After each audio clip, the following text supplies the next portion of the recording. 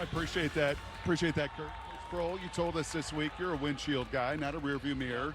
But you also got to get over the playoff hump, and you'd address it with the team. What was that message? Well, this team's different. Different coaches, different players. We just got to be efficient in what we do, protect the football, and just play field position and do the things that we're capable of doing, offensively, defensively, and special teams. We're as good as there is in this league, and we believe that. How do you ignite the offense tonight? Balance.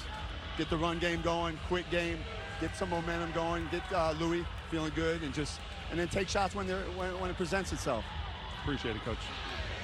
All right, Ricky Proehl, the former St. Louis Ram and Carolina Panther.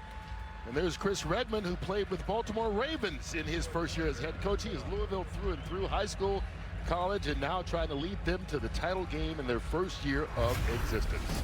As we welcome you to the UFL playoff, a reminder that is presented by New Era.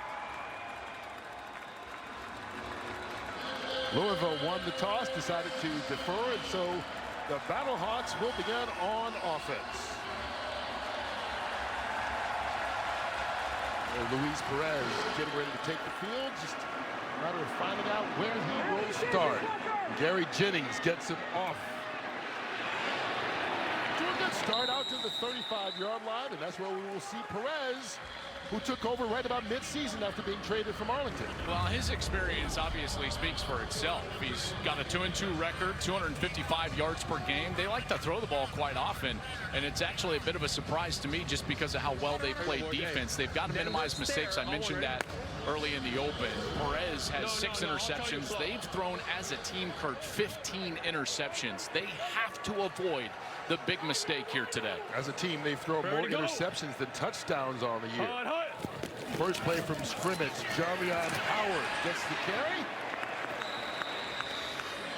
And a short pickup on the first play from scrimmage. Who should we keep our eye on when St. Louis has the ball? Well, one of them's Jarvion Howard. Terrific back. He's actually the leading rusher in the UFL. And then the big play, receiver on the outside, Akeem Butler. He is a matchup nightmare. It's going to be tough to stop him, but this defense is playing incredibly well. Cam Gill's got 10 sacks on the year, and Corey Mayfield Jr., he leads a secondary that is a ball-hawking secondary. He's got 4 picks on the year. They give it to Howard again on second down. He is stopped just about a yard short of the first down, our first third down. Well, this is an offense that has been able to move the football, there's no doubt, but they have struggled putting up points here down the stretch.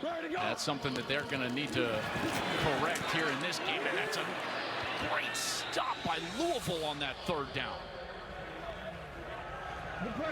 Eric Garreau, the first guy to get there, along with Mekhi Garner. And they're going to spot it just short of the first down. They're going to keep the offense out there right now. Now, they can punt this. Remember, they're not across the 50-yard line, so if they wanted to punt this football, they could certainly do that. And now the punt team looks like they're going to run out, and the play clock is going to be winding down. Not a place for a timeout. Well, look, they're going to get a new play clock there. I think they were looking for a measurement at one point, and so the officials gave them a new play clock, and they'll be able to punt this away. This is the right call.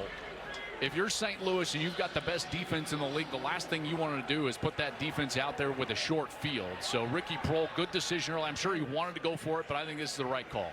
This is Ryan Sanborn, the all-UFL punter, with a booming kick. Lucky Jackson falling forward at the 25-yard line, and there is where Mr. Rogers will begin. I'll tell you, Chandler Rogers has been so good for this Louisville team. How about that 5-1 record, 1,100 yards, 5 touchdowns, 3 interceptions, but it's really just his leadership and his presence. You know, when we're talking with this coaching staff and this team, they all say the same things. And Kurt, it is that Chandler Rogers rises the level of all the boats around him, meaning that everybody gets better because he's on the field. And what a challenge he has in front of him here today. The league's best defense staring at him here at 1st and 10. He has been the difference in this team that won 4 straight down the stretch. So is this guy, James Robinson. The former Jacksonville Jaguars, short gain on first down. Who should we watch when Louisville has it? They got two very good backs, James Robinson and Ian Wheeler, and that was the other part. It was not only Chandler Rogers getting into the lineup as the starting quarterback, but it was their commitment to the run game and their efficiency in the run game. Their last 4 games over 172 yards per game, but they're facing a defense that can flat get after it. Carlos Davis, the nose tackle, he's the key to this defense, and then there's Bita Dalmo-Penu. There's a great pass rusher on the outside when you get behind the sticks like they are here. They fake the handoff. Rogers just drops it right over the middle. Lucky Jackson with the catch and the first down. This is a beautiful throw by Chandler Rogers because he's sprinting over to his left, Kurt. Watch, he's going to be going momentum this direction, and yet he's able to get his hips and his shoulders flipped around and throwing it almost behind himself right there into a hole, and he gets a nice completion to Lucky Jackson, and they're able to move the sticks. 11 yards out to the 39.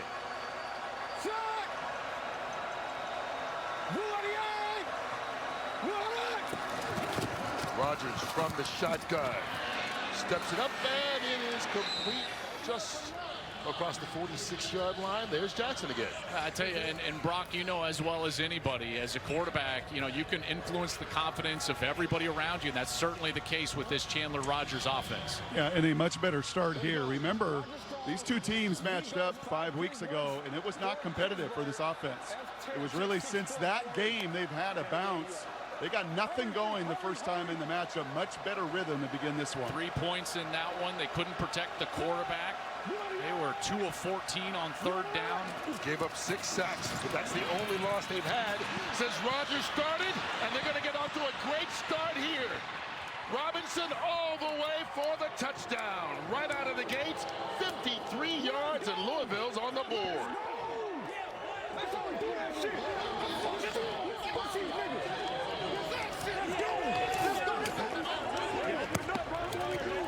What a job by the right side of that offensive line, including the tight end. It looks like Trey McKitty in there. Watch this block by the tight end. This is just textbook stuff. He's going to mash down this side of the defensive line. That's the hole right there, and it's a bounce back cut. James Robinson is gone, all because you got great blocking at the point of the attack, in particular from the tight end. Just textbook stuff. And how about that start from a team that only scored 3 points a few weeks ago against this St. Louis team? But this is how they played since scoring only 3 points in that game. There's a flag down a little bit early. Movement by Louisville. Full start. Offense, number 96. 5-yard penalty. Replay the try. This team has run for over 200 yards each of the last 2 games. I mean, what a start for Chris Redmond and this crew on the road, quieting the crowd down. And they do it with the run game, exactly like they have been doing it the last 4 weeks. Getting a fast start from James Robinson, who's been one of the better backs in the league. He was inactive a week ago, but boy, how about that? Welcome back to the lineup, James Robinson. And now they officially get the extra point. Trey McKitty, now they're going to have to make an adjustment. That's Corey Chamberlain, the defensive coordinator. He's certainly done a great job here with the league's best defense, but now it's going to be on him to look at a different coverage and probably not be in man, in particular when they get into those bunch sets with multiple tight ends on the field. They came in with the number 1 ranked overall defense, number 1 against the run, and in one play, all that means nothing. Here's Gary Jennings out across the 30-yard line. And we'll see if St. Louis can answer.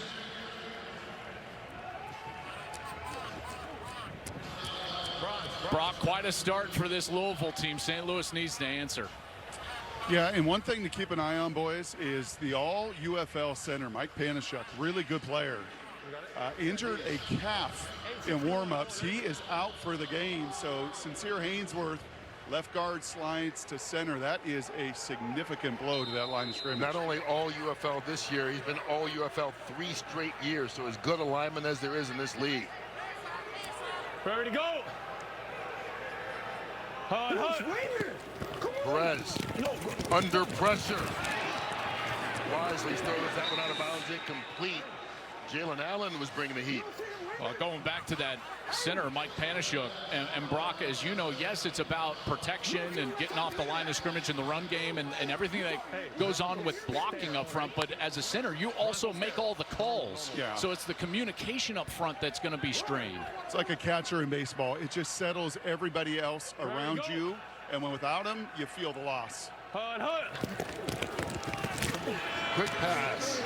Caught out on the sideline. Stephen McBride. Let's hear what the third down call is. Silver. X off the trips left up. 861. H&F smoke wide shoot. Silver. X off the trips left up.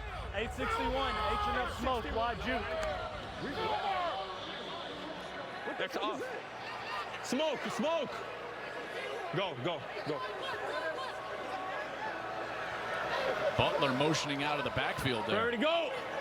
Just trying to find a way maybe to get him the ball. A dangerous weapon. Perez goes over the middle. That's caught instead by Sal Cannella, the tight end.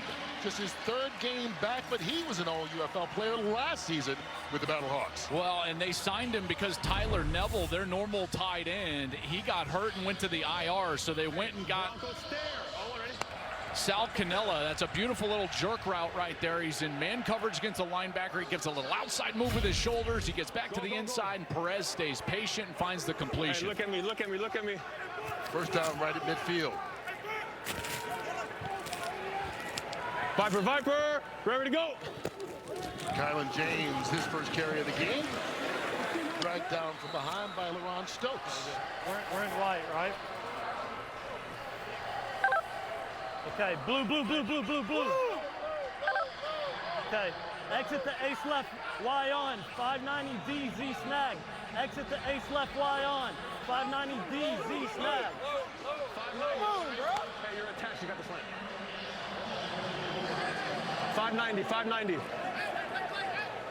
Go ahead. 76 is leaning back too. Go. He's Say rocking yes. back. Ready to go. Hut.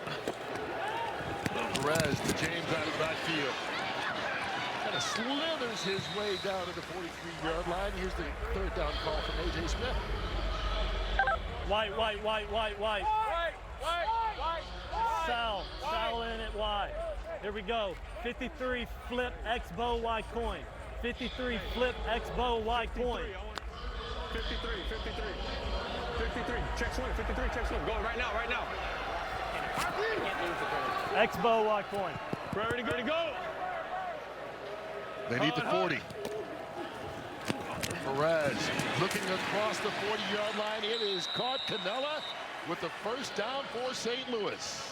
Cannella, and remember Sal Cannella and Perez, they have a history playing together with the Dallas Renegades in the UFL. So these guys are comfortable with one another. And Brock, they're doing a nice job getting the ball out of Perez's hand right now. Cam Gill's got those 10 sacks. That ball is out quick. Yeah, that was exactly the focal point all week in practice. Get back, simplify the scheme, and get the ball out of Luis's hands. Hut.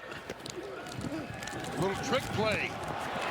Coming around is Gary Jennings, gets a block, but then takes a big hit. Keaton Ellis brings him down. Good open field tackle made by Ellis, holding him to just 5 yards. Yeah, that's a nice job. Trying to get some misdirection. Here's Cam Gill. He's going to be on that side. And look what he does. He does a great job of forcing that one back to the interior. So not just a great pass rusher, but also on the edge. You're the contained player. It has to go inside of him. It does. And that's what allows Cam Dantzler to come up and make the tackle. Gill, a candidate for MVP, one of the 4 finalists as a defensive player this year. Here's Perez. Wide open, Stephen McBride. First down and more inside the 20. And St. Louis trying to answer that opening touchdown by Louisville. I tell you, Stephen McBride has become a really solid target in the last 3 weeks for Luis Perez in this Battlehawks offense. He's led the team each of the last 3 weeks in catches. And it's plays like that, you know, where Perez is feeling the pressure. He needs to dump it down to a check down, something on the outside, and he's able to find Stephen McBride for an easy completion and a first down. You see averaging 90 yards over the last 3 weeks. Picks up 13 there. Hut. James. Luis Perez held on to that as long as he could. It winds up being just a short half-yard gain. to trips left. No, hum to trips left. Hum to trips left. Broncos slow stare wide Dusty. Hum to trips left. Broncos slow stare wide Dusty. Bronco slow stare. Bronco slow stare. Why Dusty? Remember? You got it? You get into the red zone. I'm just looking for 88. Yeah. You know, I mean, Butler has got to be a target on one of the next 2 snaps. Ready to go. Led the league in receiving, but he is a huge target. Hut. Haven't gone to him yet. Perez lofts it up the other side. Incomplete, intended for McBride. He was there step by step with Corey Mayfield. Hey, Brock, that's one you got a formation correct. Butler has to be your single receiver. You're going to throw a fade. It's got to be to Butler.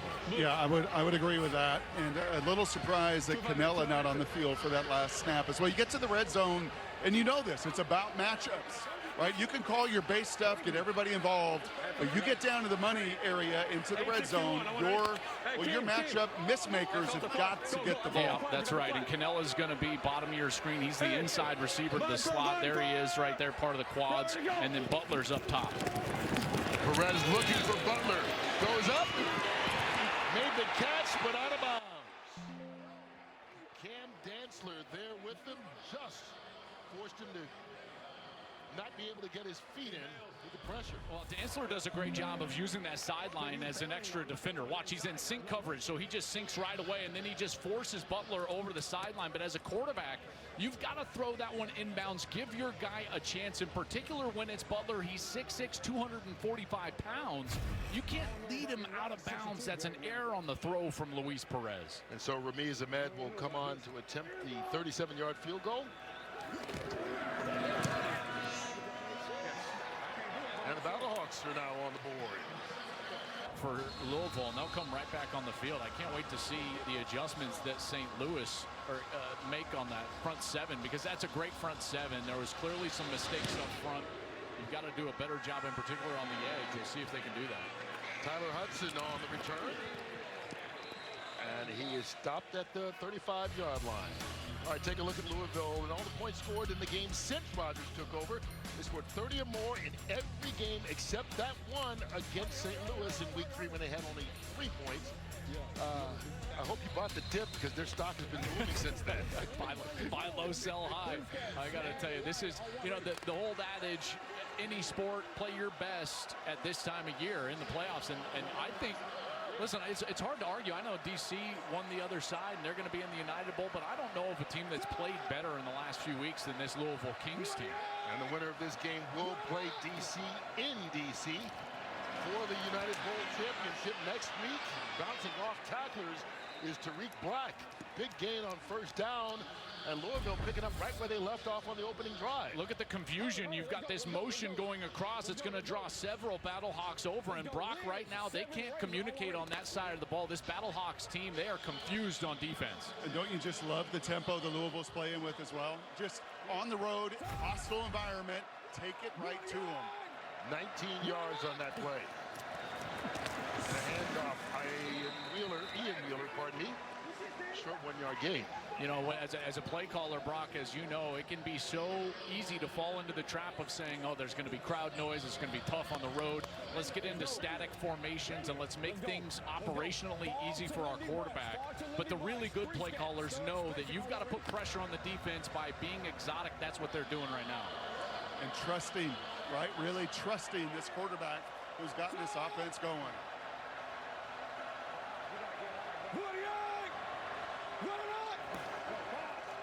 Rodgers out of the backfield. Wheeler. And it brings up third down. Hogan, their offensive coordinator. 76, F Sword, alert Rattler. Roar, 76, F Sword, alert Rattler. Let's go, Roy 76, F Sword, alert Rattler on the right. Ready. Remember, can't punt here. Because they crossed the 50-yard line. Once you do, you're not allowed to punt in the UFL.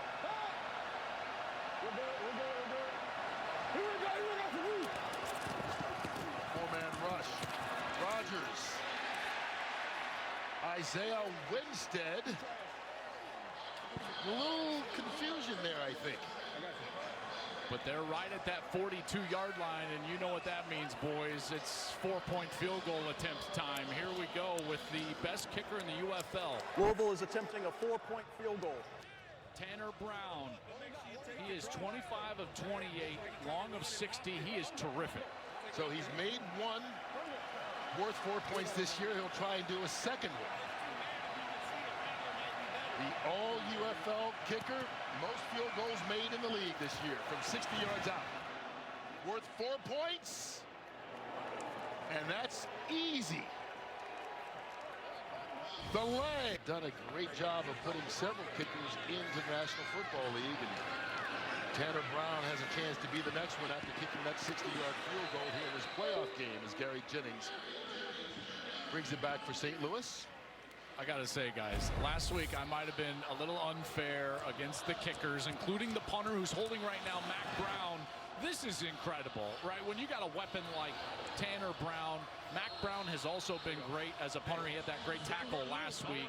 These guys, you know, as a quarterback, that provides you so much comfort knowing that you don't have to take a chance with the football once you get the ball across the 50, across the 45-yard line, and he goes out there and buries it. He is a weapon. Hut, hut. Here on first down. Jarvie and Howard with a 4-yard pickup. Brock, when you go ahead. Yeah, I'll say this too. There was no hesitation about that kick. And part of the reason in catching up with Chris Redmond during the timeout was he hit from 66 in warmups. So there was no hesitation that once they got to 60, he was going to be good. So what you do in warmups, that matters too. And being indoors certainly didn't hurt him. Roger 19. Viper, ready to go. Perez to Howard out of the backfield. Gets away from a tackler and picks up the first. Good second effort made by Jarvie and Howard. Nick Kubitz was the guy who eventually wrapped him up after a 10-yard pickup. Yeah, one of the things I really love about Jarvion Howard, whether you're handing him the football or throwing it to him like this right at our drone cam, what a cool look here that we get in the UFL, is his ability to make guys miss and run through arm tackles. He was able to do that right there. Kubitz just can't get him down to the ground, and he's able to get out on the outside and pick up the first down. Real weapon for this Battlehawks team. Even though as a team they haven't rushed the ball incredibly well, he has been a bright spot running the football, and he certainly does a great job breaking tackles. To the 48. Once again out of the backfield, Howard, and he's brought down. Awkward tackle made as he stopped right there at the 49-yard line into Louisville territory. Jaheim Thomas with the tackle. Mark, other than a couple of those fade routes that were thrown out of bounds, Brock, they are not throwing the ball down the field. I think there's a lot of respect for this secondary that has 13 picks on the year.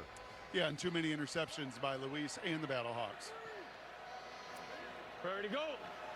Might be the final play of the quarter. Perez. That one knocked down at the line of scrimmage.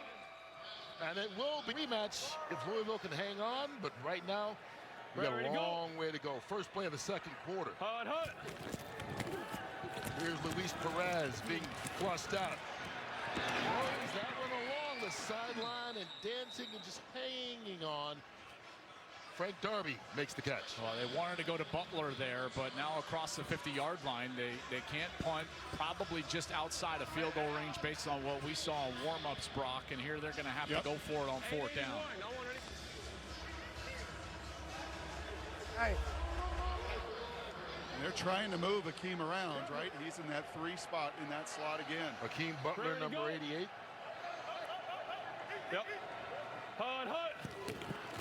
They look that way. Perez throws it that way.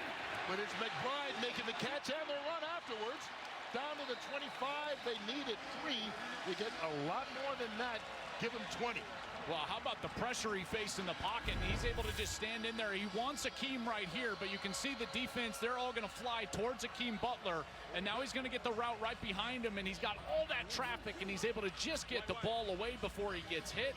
That's Cam Gill almost there, and Gill threw him down to the ground. Probably should have gotten a flag. That was a late spin. Throws him down. Does not get the flag, but it's a first down for St. Louis. Ready to go. Hut. High snap. Perez over the middle of the field. Butler dropped it. He's not going to get more open than that the way they pay attention to him, and he just couldn't hang on. It was wide open, Brock. They've been talking about this on the sideline, those little RPOs, and Butler has felt like he's been open. He's not been more open than that and just dropped it. Just took his eyes off, right? Just felt the safety there. Got to secure it, got to watch the fingers wrap around the ball, as I like to say to young receivers, and even old receivers fall short of the fundamentals. And Keaton Ellis, the safety number 2, he got stuck way too wide in that formation. They won't make that mistake again. You don't see that from Butler, the league's leading receiver, very often. They go to the air again. This time it's James Bostic, and Bostic moved the chains. I tell you, Bostic doesn't have a ton of catches this year, but they're able to put him in that little flex area as a tight end. He just runs a corner, and that was a clear miscommunication from the secondary. And St. Louis hurries up to the line of scrimmage. Jarmian Howard.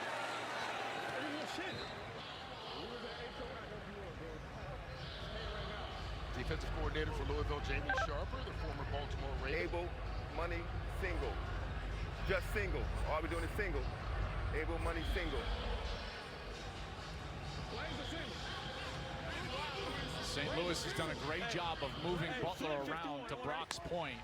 And we have seen Cam Dantzler follow him around. Dantzler is 6'2", and that's the matchup at the top of your screen. Looks like man up there. You've got Butler, and you've got Dantzler. Ball's got to go there, doesn't it? They're thinking about it, but they go the other way. Some contact in the end zone. Stephen McBride, the intended receiver, and Corey Mayfield, the old UFL defensive back, on the coverage, and may have been too close. Pass interference, defense number 2. This foul occurred in the end zone. By rule, the ball is placed at the 1-yard line with an automatic first down. Well, I thought McBride ran a great route here to the inside of Mayfield. Watch as he gets to the inside shoulder, and at that point, look at that shimmy right there, and Mayfield gets stuck. All his weight on his heels, his feet stop, and all he can do is reach out, grab the jersey. Correct call, and a great chance here for St. Louis inside the 5. First and goal. Here we go. Howard into the end zone. Touchdown, St. Louis.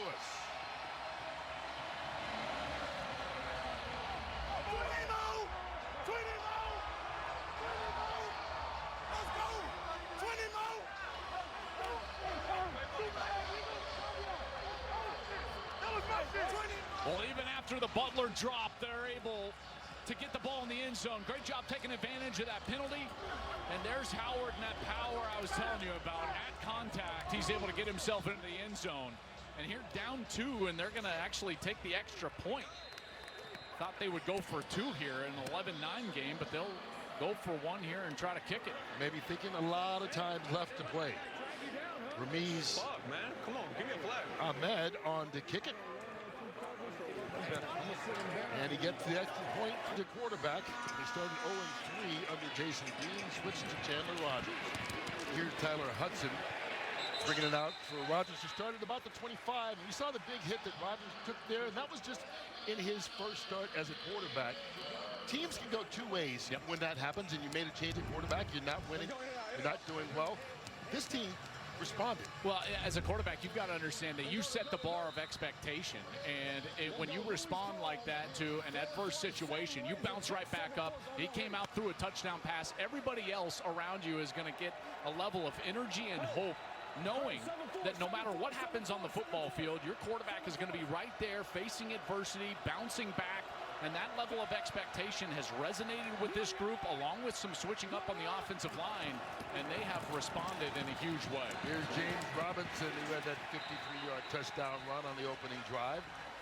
You know, if you go back to training camp, there were some people in the organization and on that team that thought maybe coming out that Rogers had won the job against Jason Bean. Bean started the year, and then after the 0-3 start, got a win, but then got traded to D.C. Well, sometimes you just got to get your chance, right? Under the live lights, and he's certainly taken advantage of that. He's also excelled throwing the ball in intermediate zones. And when you've got a run game, and then you can throw the ball in those intermediate zones between 10 and 20 yards down the field, then you can put pressure on the second level of the defense. That's really been the key to what they've done offensively. Here's Rogers to the air, zips that one out. And it is caught by Tariq Black. Brock. Yeah, and I would just say this too, Joel. I agree with you, changing expectations. It also gives you a chance to show your toughness. And when your quarterback pops up like that and he is unfazed physically, I don't know, man. That just, I think, sends a resounding message to all your teammates as well. Yeah, there's no excuse for anybody else, right? I mean, you've got to bounce back as well. And he certainly set that level of expectation for this group, and they've responded. So is this Battlehawk crowd here on third down. They're making noise. Rodgers dancing. No one to throw to. Flag down on the play in the backfield. I think they're going to get a hold here on Tunstall. 71. Holding. Offense number 71. That penalty is declined. It's fourth down. And that was on Tunstall. And there's that pass rush, fellas. You know, this St. Louis team, that's their bread and butter. They get you behind the sticks. They get a little crowd noise going here in the dome, and they can get after the quarterback. And Rodgers certainly felt the pressure on that last snap. And so the first defensive stand we've had forces Mack Brown to punt. Sean Fresh, who led the UFL in punt return yards, takes it inside the 20. A couple of dance moves. It's about 7-8 yards. 50 yards on the punt, 11 officially on the return. There is a flag down on the play as well. It's on them. Hey, is it on them? The kicking team. Okay, so after the play, personal foul, unnecessary roughness, number 19, the kicking team. Half the distance to the goal. Wait, if it's by the kicking team, we're going to come back this way. So we're going to tack it on. Yes, this way. Okay, very good. After the play, personal foul, unnecessary roughness, kicking team number 19. 15-yard penalty will be added to the end of the play. First step. To go to work. Yeah, and I think his best play, Joel, frankly, was that third down where he stood in there. We talked about the toughness on the other side of Chandler, standing and delivering, taking a shot. Probably the biggest play on that touchdown drive. Quick pass out. First catch of the game for Hakeem Butler. But everyone in Gray surrounds him right away. He draws attention, doesn't he? He does, and you can tell that was, I think Brock on the sideline, they were thinking to themselves, we've got to get 88 the football right now. And so they just dial up a little outside screen. Yeah, I think especially coming off that last drop down in the red zone on that last drive, not only do you want to get him involved, but you want to flush that out of the memory as well. Butler was the offensive player of the year in the UFL two seasons ago, led the league in receptions, receiving yards this season. And has a chance to make it 2 out of 3. Blitz picked up. Perez, Darby, mistimed it. Had him. He was wide open.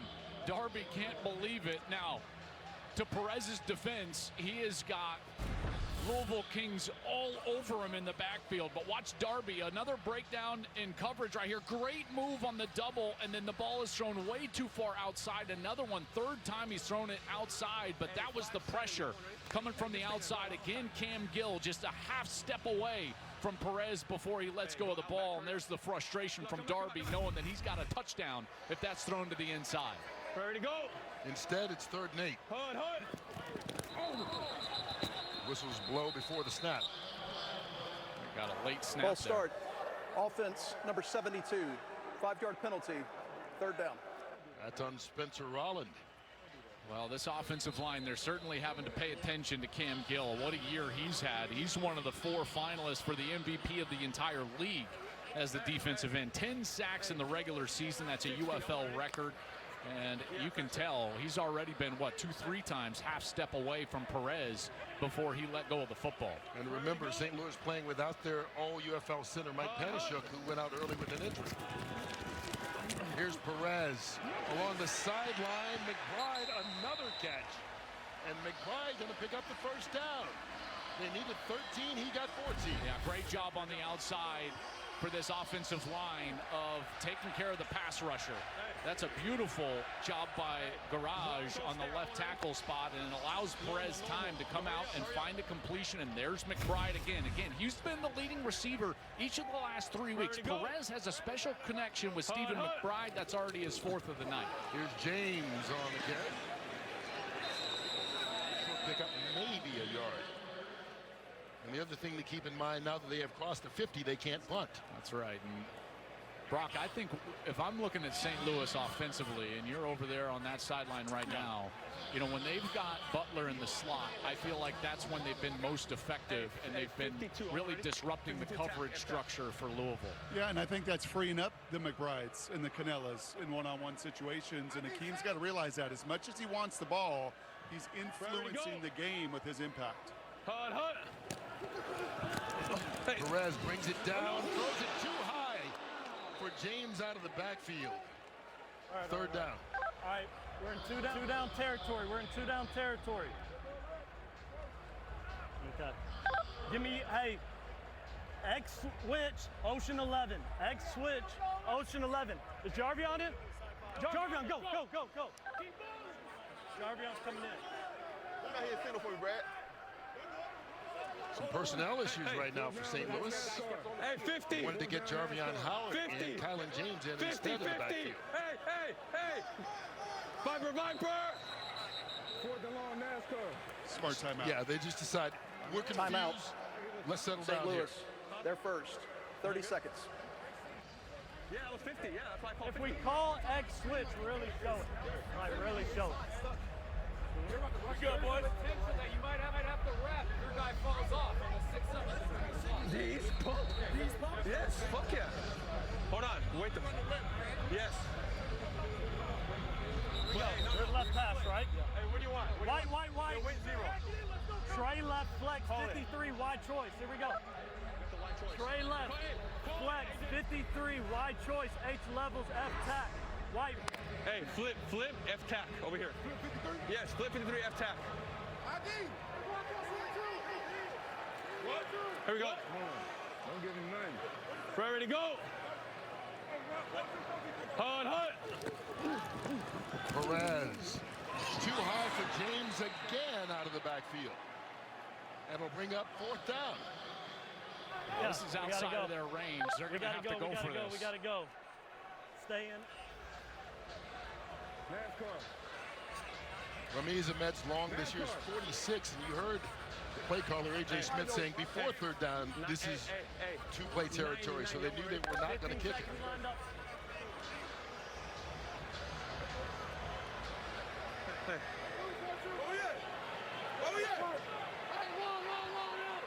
Needing to get it to the 37-yard line of Louisville.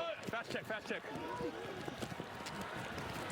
Perez under pressure, brought down, ran out of time. First sack of the ball game by Louisville.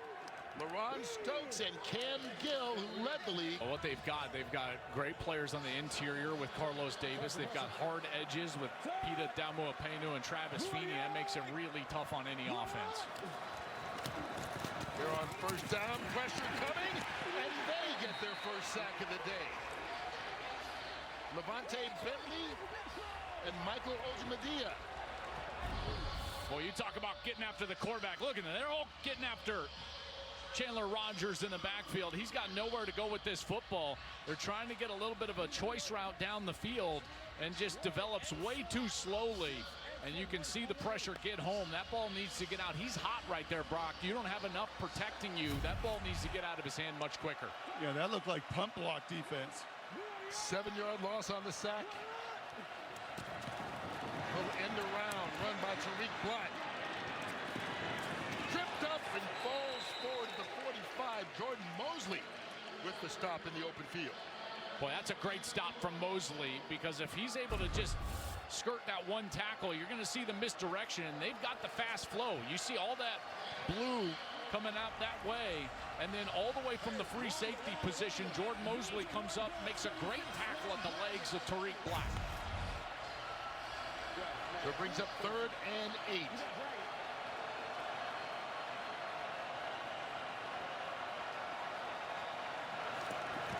Pressure coming.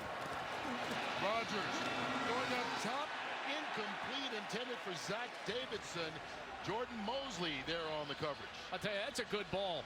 Brock, he's got pressure breathing down his face, and he's got his tight end, Zach Davidson, and this is the only knock on Davidson. He leads the UFL, the tight ends and catches, but again, that hits him in the hands. He's got 5 drops on the year. Yeah, if anything, Joel, maybe just a little bit of touch, a little bit of air, but you're right, that hits him in the hands. That's a play on the road in the playoffs you got to make. He does it, and so it's 4th and long. The crowd gets loud.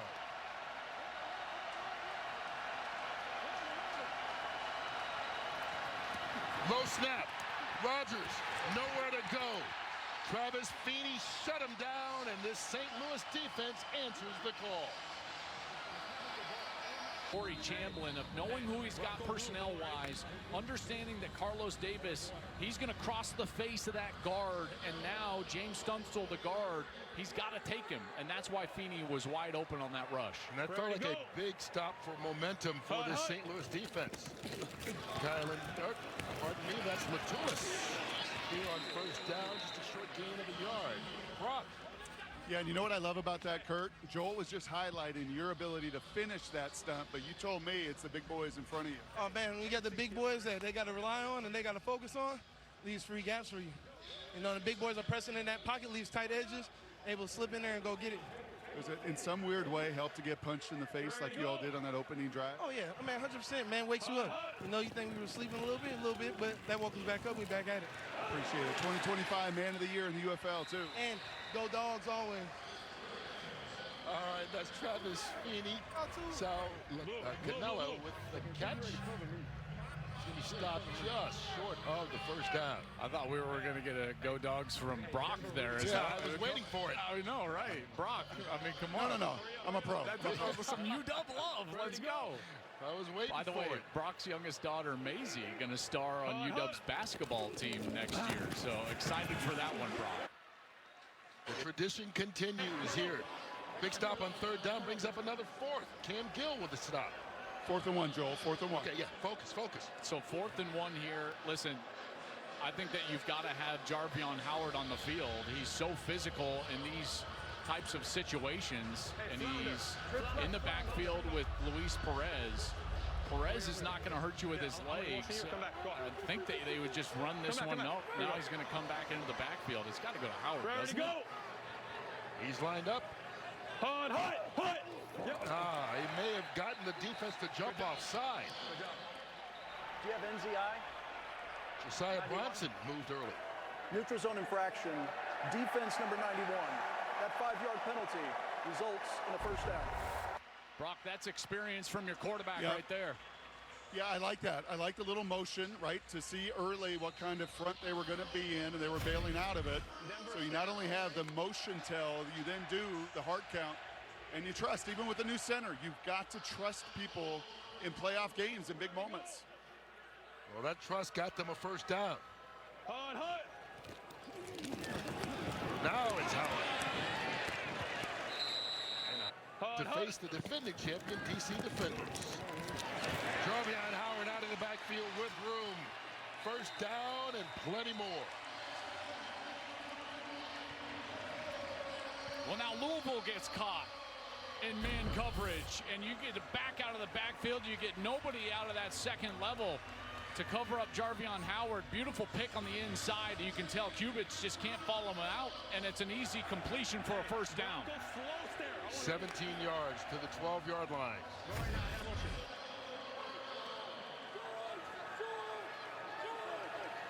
It's Bostic, the tight end, in motion.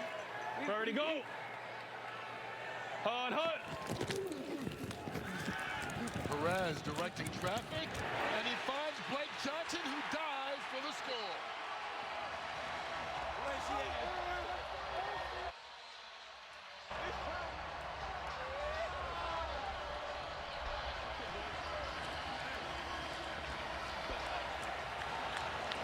And for the first time today, the Battlehawks are in front.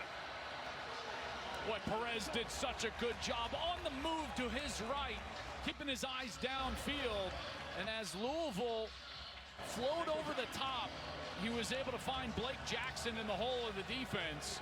That's a great series for this St. Louis offense, and they found a rhythm here in this second quarter. And they decide to kick the extra point. Ramiz Ahmed trying to make it a 6-point lead. And he does. That'll get the crowd going. No doubt, and Jackson does a great job here. So as Jackson comes in, watch, he's just going to sit in the hole. So Perez is on the move over to the right side. But Jackson does a great job finding the soft spot, and then he just kind of sits right there, and Perez is able to find him, and then he turns and gets himself into the end zone. There's the eyes. He's pointing. He's directing. Now he finds the open receiver, and it's Jackson for a touchdown. I tell you what, I think early in this game, Brock, Luis Perez was maybe a touch tentative, but in the last couple of series, we've seen him now take ownership of this offense here in a playoff game, and he's making some good decisions. Well, you would certainly hope that all of the experience he has, he's won championships in the spring, that it comes to life. And you're right, he did not want to make an early mistake. That was really clear. But that offense came to life in the second quarter. And you don't have to be the greatest athlete, but when you get in the red zone, it's amazing how when you extend the play, you can distort that defense, and even guys that aren't runners make a difference. This is Perez's 8th season of spring football. He played in just about every league. You mentioned won the XFL championship in 23 and was the MVP in that championship game. And right now, trying to lead St. Louis to the championship game of UFL. Right now, they have a 17-11 lead. As we welcome you back up to the broadcast booth, and what a response this St. Louis team has had after getting punched in the mouth early on. I tell you, Ricky Proehl's got to be excited with how his team has responded. You know, that first drive for Louisville, they go right down the field, score in the long run. And ever since then, the defense has been excellent, putting pressure on Chandler Rogers, and then the offense finally showing up and getting that rhythm with Luis Perez. And Jarvion Howard already 11 touches today. So that offense flowing through number 41, and they're able to use Akeem Butler as a bit of a disguise, getting the ball in other spots into other people's hands. And that's really paid off for them. 14 unanswered points by St. Louis. Let's see what Louisville will do to try and answer. As that one is dropped, Tariq Black, the intended receiver. Well, this is a big series here for Louisville. It feels like it. Yeah, you know, Brock, they have an opportunity to get a little momentum here, but they also get the kick to start the second half. Yeah. So a big moment in this game right now, and this defense, I'm sure, feels it. This would be a big stop if they're able to get a stop here. I think two things. Number one, you got to handle the pressure, and number two, this offense feels sped up. Got to find a way to slow themselves down and execute. Remember, this offense scored 4 plays into the game on a 53-yard touchdown, and on that second series had a 60-yard field goal. Since then, nothing, as that one is incomplete to Isaiah Winstead. Yeah, and they abandoned the run game after that success early on the first 4 plays, and we just haven't seen many rushes since then. They've only got 5 rushes so far on the. Let's see if they can get home. That's loud. And here comes the blitz. Rogers completes it out, and with running room is Lucky Jackson, who gets the first. What a great call, Brock. I mean, that little slip tunnel screen. You get all that pressure coming from the second level. Nobody is left in the middle of the field. 13 yards. Rogers, quick pass. Arm hit as he throws. Jackson makes the catch and steps out of bounds. I want to go back to that tunnel screen because, Brock, as you know, as a play caller, you got to feel all that pressure, and you know you were getting pressure. Look at the second level. They're all going to be sitting in here. They're blitzing in there. Now you're going to just get the little tunnel screen. Great blocking out front by the tight end, wide receivers. That's a really nice call. Yeah, Steve Logan's been doing this for a while up in that booth, and you know this and I know this. Get the ball out of my hands. Defeat blitz in space. Don't let them dictate. You gotta hit them in the face into that blitz. On second down, the blitz is picked up. That's Winstead. He's going to fall forward. They're going to spot him just a yard shy of the first. Well, they've got to go quickly now because, remember, not getting the first down and the clock is going to run. And so they're going to get up quickly to the line of scrimmage. If I'm Chandler Rogers, I'm just going to QB sneak as quickly as I can. He does. He's kind of nipped and tucked and eventually found his way for the first down. Yeah, that's a nice job. Moving the chain, stopping the clock. Now you can get back there. It's going to roll again as soon as they get the chain set. Louisville, they're first. 30 seconds. Now they take a timeout. They had 3. Even when they bring it out at heat, protection's been decent so for that. Well, there's 1:05 left on the game clock. That's how far we are from the Progressive Halftime Show. We'll catch you up on the highlights from the opening game of the semifinal weekend here in the UFL, where DC knocked off Orlando to move on to the United Bowl. They'll take on the winner of this game. You know, one thing I like, Joel and Kurt, on this Louisville sidelines And I think it's really Chris Redmond and Tony Banks. They are calm. Like, even in the storm and the chaos, you do not feel a lot of chaos and panic on the sidelines. This team really takes on, I think, the head coach's demeanor and personality, and they've responded all year. I think that's the point, really. They've responded all year after that 0-3 start. For an expansion team, a lot of organizations would have panicked, but Louisville didn't.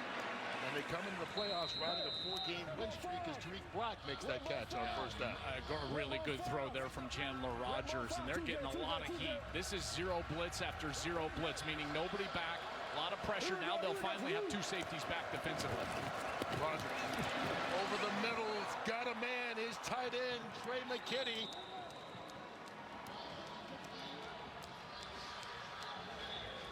What a call there, Brock. They finally get cover 2 with the 2 high safeties. Louisville. And they're able to hit the seam with Trey McKitty. Okay, so here's you got 2 high safeties. Where are you going to attack? Right in the seam of the defense. And they get up and over the linebackers right here. Beautiful route by the tight end. Rogers finally has time, and that's right on his face mask. That's a beautiful job. Great second-level release. He gets himself into that seam. And that's an easy throw. I always felt like Brock in the 2-minute situation. As soon as I got 2 high safeties, I want to attack the seam of the defense. And how big was that 3rd and 10 tunnel screen? My goodness gracious. This dome was about to blow its top. They were going to have to punt the ball. You convert that 3rd and 10, and you can see the St. Louis defense sucking wind. And that's all Steve Logan on that call. You know, feeling the pressure, knowing you just execute as a player a little tunnel screen right there, but it's the perfect call at the perfect time. And the 24-yard pass play, their longest pass of the night. And now St. Louis takes a timeout. St. Louis, their second. 30 seconds. Let's talk about it. Come on. Yeah, TC to do. Hey, come in. What? Are we good? Who is?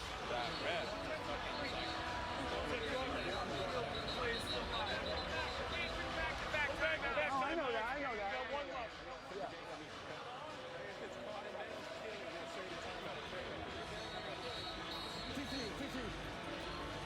Well, you mentioned earlier Louisville trying to pull the double, get a score here right at the end of the first half because they get the ball back to start the second, and so St. Louis want to make sure they do everything they can to stop it. And Brock, this is where, what do you have as a specialty play? A double move, something along those lines. Maybe misdirection, something a little creative. Blitz coming. Pass. Caught by Hudson. It is the double move. And wide open in the end zone, but underthrown. Miles Sims with the pick.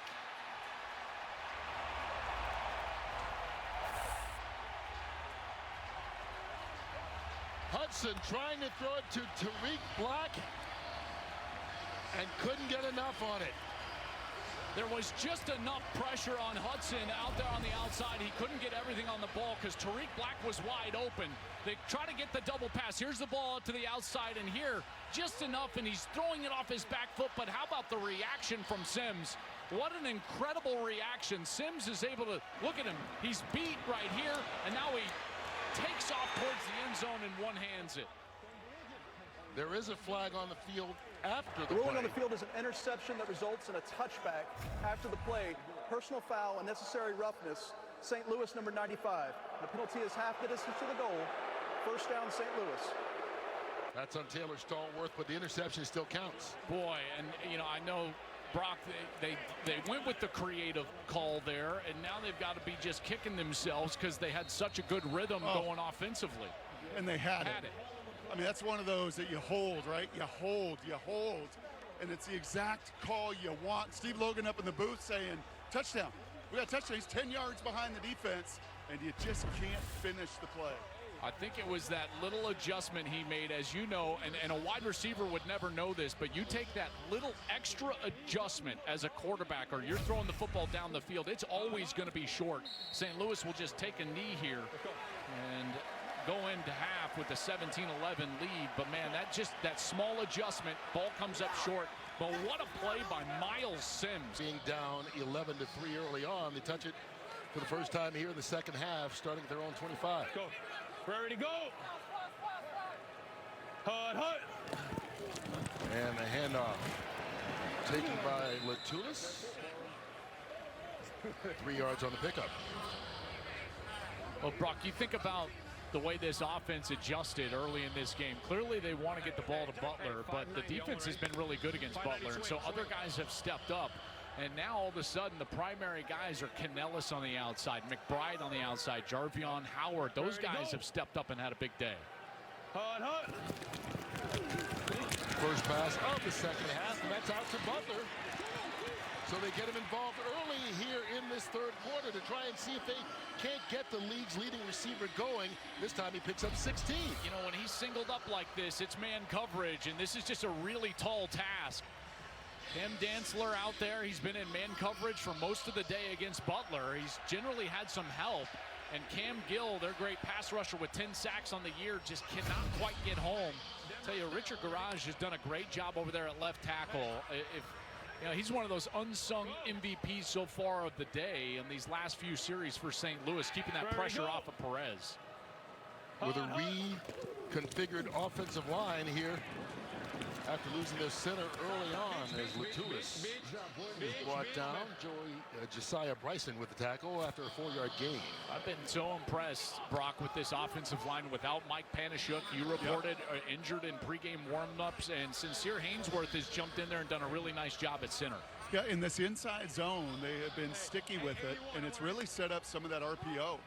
Right? It may not look like a ton on the stat sheet, but an early down run of 3-4 yards just sets the table for the rest of that RPO game down the road. And sets up a 2nd and 6. Perez broken up. Corey Mayfield, nice job of swatting that down, intended for McBride. We got to watch where we are out on the field. All right, here we go. Give me white. Okay, 53. H-Coin, 52, H-Coin, Z-Bo. 52. H-Coin, Z-Bo. Gotta go, 10 seconds, go. 52, gotta go. Oh, hold on, hey, are you? No. They got some confusion, yes. You could see they were not close to being ready. Well, it's just such a late play call. St. Louis, they're first. 30 seconds. 53, then you said H-Coin. That said H-Coin, Z-Bo. H-Coin, Z-Bo. Yeah, but I didn't know if you meant that because you said 53, but you said Y, you said H-Coin. All right. But that's on that side, and Sal's over there, so I didn't know what you know what I mean? I got you. But get the line out, though. We can fix that. I didn't know which side the coin was going to be, though. You know what I mean? It's a crucial down. Okay, this is and what if I go 0, be ready for 0. You want to go silver then? No, the same play. But call it. Go. You don't want D? Coin. I was going to go D's over here. Y stick. If you want to go H coin, call it. Yeah, H coin. Hey, call it on the headset. We go H coin 53. H coin. X bow. X bow. 53. Y coin. It's Y coin. 53. X bow. Y coin. Hey, 53. Owen, ready? Sometimes it pays to have experience at QB. That's right. You know what I'd pay for? I'd pay to hear that NFL play call. Oh, I would too. Outback. Go. How many times that happens in the big boy league too? Yep. Ready to go. Like Perez said, this is an important 3rd down. Needing 6, they get it. Sal Cannella, his 3rd catch of the game. Making his 4th. There's a flag down on the play. Yeah, it's going to be on Cannella. He spun the ball right at the feet of the defender after the catch. So this one's going to be a 1st down. Then it's going to be a dead ball, personal foul, and they're going to back him up. Conduct, St. Louis, number 80, his first of the game. 15 yards, but it's going to be 1st and 10, correct? Yeah. After the play, unsportsmanlike conduct, offense, number 80, his first of the game. 15-yard penalty. St. Louis ball, 1st and 10. All right, so it's a 9-yard pickup, a 15-yard penalty. They lose 6 yards, but they get the 1st down. That's right. So it's 1st and 10, but because of this right there, can't spin it right at the feet of the defender. And he should know better than that. Sal Cannella is more experienced than that. So, yes, that'll back him up overall. And they went to the tight end. Yeah, we're trying to get the tight end. You know, that all that confusion, Brock, on the previous play call. It was for Cannella. Perez correctly called the timeout because the protection was wrong, the side of the formation was wrong and incorrect. And so they got it corrected in the timeout, got the completion that they wanted, and then just kind of a bonehead play there from Cannella. Yeah, and I think a great point by you, Kurt. I mean, that is experience. That's what 8 years in the spring of playing in all these games and big games kind of gives you from that QB position with Luis. So they're backed up, but they do have the first from the 43. Hut. Jarvion Howard hit in the backfield. Nowhere to go, courtesy of Steel Chamber. Okay, stay in blue. Okay, zoom to ace right, Y on, Broncos stare, Z glide. Zoom to ace right, Y on, Broncos stare, Z glide. Hey, Bronco stare. I want ready. Bronco stare. Go now. Hey, look for my signal. Ready to go. Hut. The handoff to Howard. And he gets bottled up. It'll bring up third down. Let me know if it goes 0 or 1 now.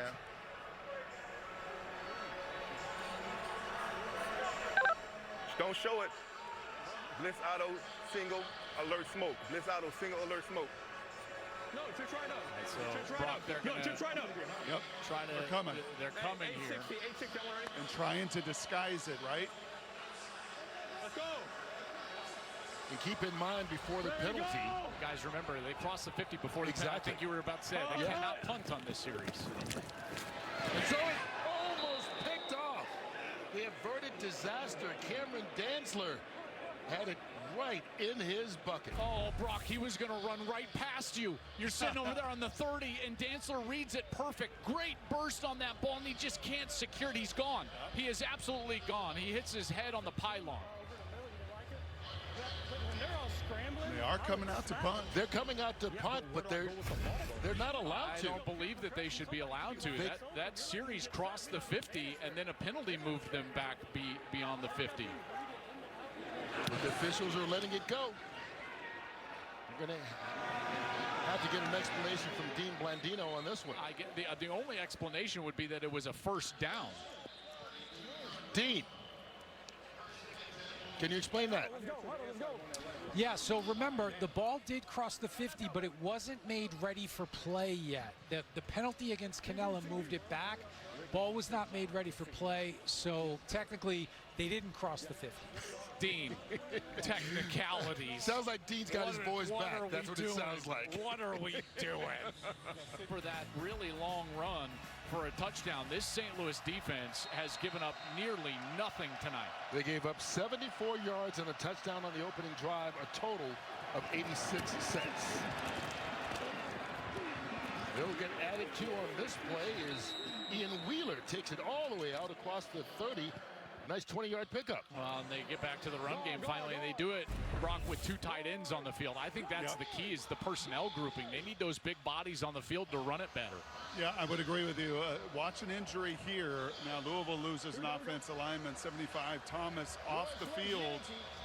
But they've got to find some way to slow this defense down, whether through personnel or at some point, right, Joel, you also got to take a shot down the field and hit that blitz in the face. They really haven't taken a shot downfield all day. Lowering his head is Robinson. Pardon me, Wheeler on the carry. Give me base. Overhead takes 1 Q. Aggressive here. Overhead takes 1 Q. He's been playing a ton of man coverage and zero-man, Brock. No safeties back, and that's what you're talking about, is at some point you've got to take the one-on-one matchup on the outside and try to hit it over the top. And here come those two tight ends, so maybe an opportunity to have a 7-man protection to do just that. They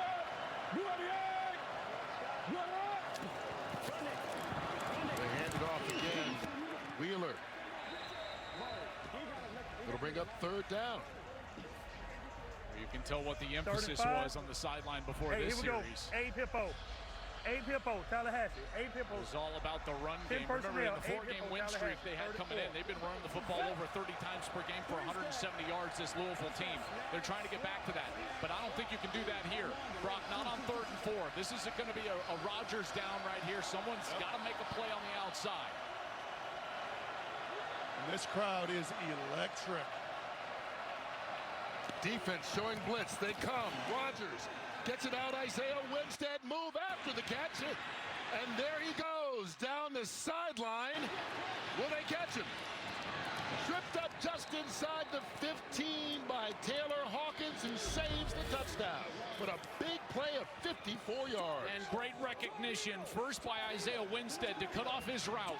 It's kind of a sight adjust, meaning that he's going to cut his route off, and then the quick read by Rogers. He sees the blitz coming, ball out right away, and that allows Winstead to run after the catch. Beautiful move back to the inside, and then you see some of that speed down the sideline. First down. Wheeler is plowed right into the pile.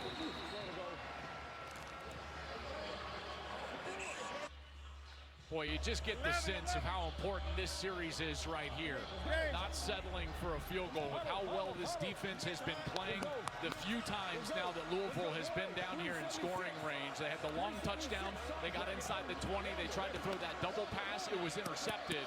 This has really been their best chance, longest drive deep into St. Louis territory all night. I like to see Chandler use his legs here, too. And they bring in big teams Robinson for protection. Towards the end zone. Winstead! Caught. Touchdown, Louisville.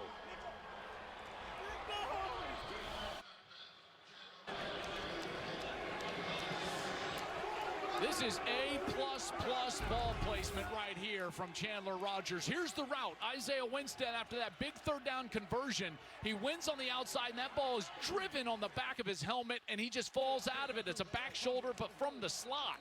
And Winstead goes up and gets it, secures that ball for a touchdown. That was a huge series for this Louisville offense. A lot of confidence over there. Chandler Rogers, the big third down conversion to Winstead, and then capping it off with that touchdown. Winstead, their leading receiver during the regular season, gives them a chance to go back on top. Tanner Brown puts it through and postseason victory. And they've been at home both of the previous 2 years. And that's a point that Prohl said it was a different head coach, different coaching staff, not pointing blame, but just saying a different regime. But he reminded his team of their failures in the postseason as they got ready to take on Louisville here. And Joel Klatt, it's one of those things you wonder, some of the players that have been here for a while, do you start thinking, oh boy, here we're going again. Here we go again. Well, you know, certainly with the way that they've played defensively, we do give up a couple of big plays like that. We saw the big play for the touchdown in the opening series from Louisville, and then they're on that third down. You feel like you have them, and they get the big conversion to Winstead and then punch it in the end zone. That's the hard part on the St. Louis sideline right now, is they feel like they've dominated the game, and they look up and they're down a point, and that's when that mentality can start to creep in a little bit, and we'll see how they answer offensively on this series. Well, there's still 5 minutes to go here in this third quarter, and they play fairly well offensively, and this will add to it as Jarvion Howard gets the carry on first down. Brock, you've been around this team. Yeah, I don't feel that on the sidelines. I really do feel what Ricky said to us before the game, and that is this is a different group. And in fact, if you watch the earlier playoff game, Anthony Bett, who was the head coach that lost both of those, said, hey, I'm in a new environment. I don't carry any of that over with me. But obviously they fell short. He fell short for the third time. Yeah, Orlando lost the opening semifinal contest to DC, who moves on to the United Bowl. They will play the winner of this contest on Saturday for the championship. Jarvion Howard stutter steps. Takes advantage of the move. Nice gain there on first down by the leading rusher of the league, 13 yards. And they're finally starting to gain some yards with this run game. They haven't had a ton of success, only 2.5 per carry. And before this last run by Howard, their longest run of the night was 6 yards. So that one, their longest run of the night by a wide margin here, and gets them across the 50-yard line. And you know what's coming off of that run. Oh, yeah. They're going RPO. You're going to have an opportunity in particular with Butler in the slot, which is exactly where he's at. Well, they hand it off instead. Howard, he's got running room.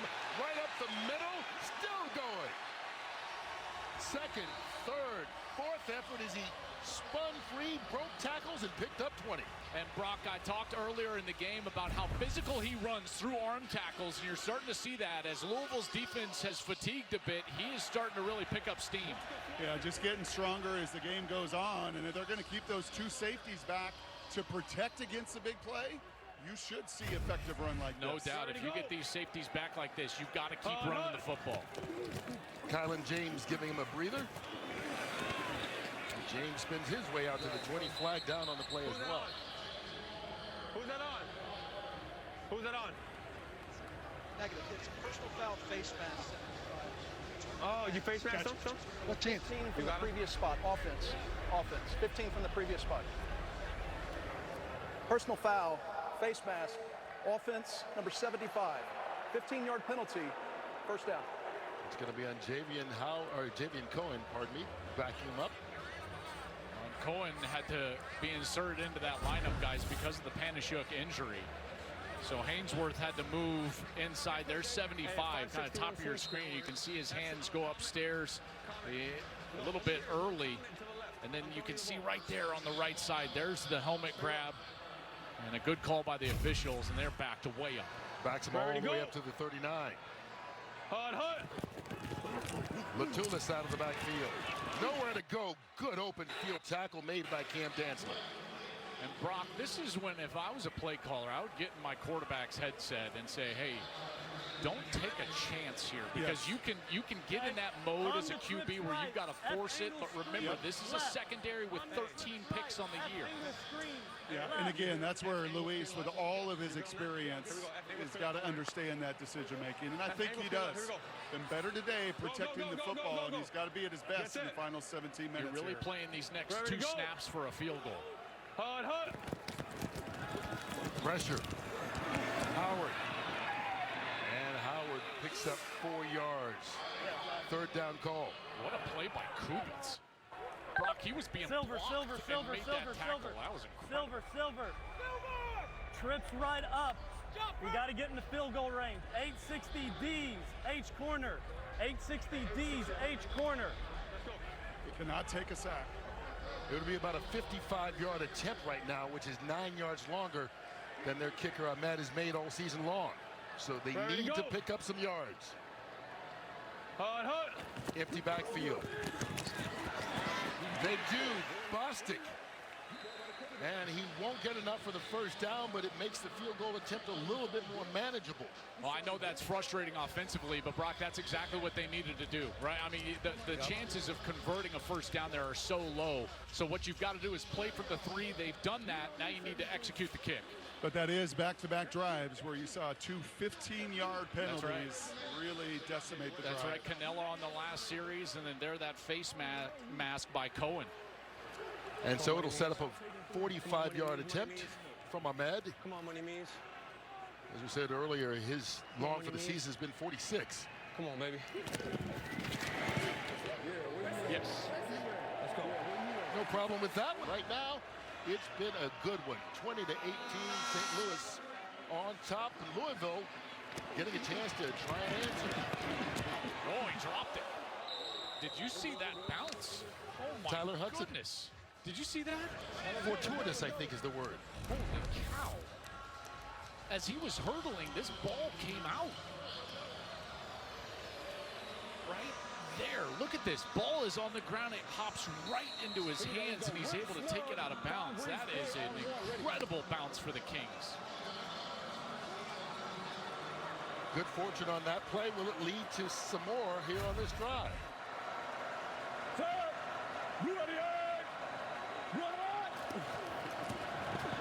Robinson hitting the backfield and wrapped up eventually. It took a couple of guys, but eventually Steve Linton and Ojemediah wrapped him up. Well, I'll tell you, that front 7, man, they are playing some football. They are flying around. You got edge players on each side doing a great job. There was Feeney in the backfield. You got corners coming up playing physical. They're pursuing the football well, and they continue to put pressure on this Louisville offense, who's constantly behind the chains. In the last series, we saw them convert that big third down, and right now on 2nd and long, the main piece for this offense would be try to get yourself in a more manageable third down situation. They hand it off. James Robinson tries again, pushes the power forward, this time on what appears to be the final play of the third here on 3rd down. As they try to hold on to this lead, Chandler Rogers steps up, and it goes right through the fingertips of Lucky Jackson. Well, they're trying to get the crossing route thrown here, and Lucky Jackson just gets a fastball.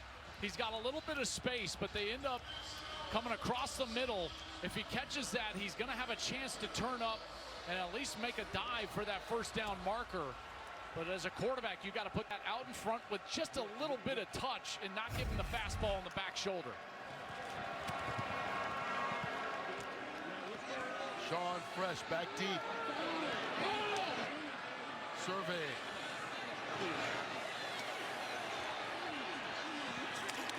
And a good return on the play. There's a flag down right about the 15-yard line.